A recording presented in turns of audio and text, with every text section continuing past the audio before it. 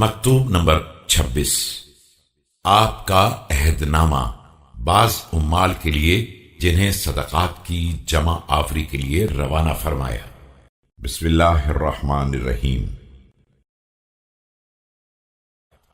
میں انہیں حکم دیتا ہوں کہ اپنے پوشیدہ امور اور مخفی اعمال میں بھی اللہ سے ڈرتے رہیں، جہاں اس کے علاوہ کوئی دوسرا گواہ اور نگران نہیں ہوتا ہے، اور خبردار ایسا نہ ہو کہ ظاہری معاملات میں خدا کی اطاعت کریں اور مخفی مسائل میں اس کی مخالفت کریں، اس لیے کہ جس کے ظاہر و باطن اور فعل و قول میں اختلاف نہیں ہوتا ہے وہی امانت الہی کا ادا کرنے والا اور عبادت الہی میں مخلص ہوتا ہے۔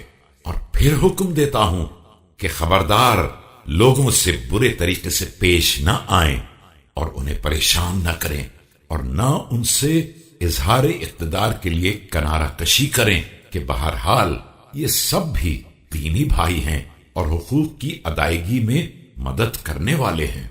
دیکھو، ان صدقات میں تمہارا حصہ معین ہے اور تمہارا حق معلوم ہے، لیکن فقراء و مساکین اور فاقہ کش افراد بھی اس حق میں تمہارے شریک ہیں۔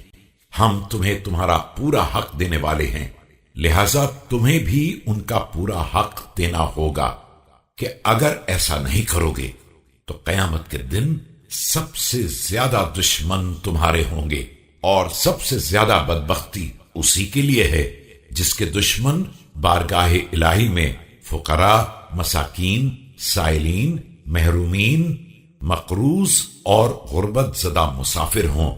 اور جس شخص نے بھی امانت کو معمولی تصور کیا اور خیانت کی چراگاہ میں داخل ہو گیا اور اپنے نفس اور دین کو خیانت کاری سے نہیں بچایا، اس نے دنیا میں بھی اپنے کو ذلت اور رسوائی کی منزل میں اتار دیا، اور آخرت میں تو ذلت اور رسوائی اس سے بھی زیادہ ہے۔ اور یاد رکھو کہ بدترین خیانت امت کے ساتھ خیانت ہے، اور بدترین فریب کاری سربراہ دین کے ساتھ فریب کاری کا برتاؤ ہے۔ والسلام۔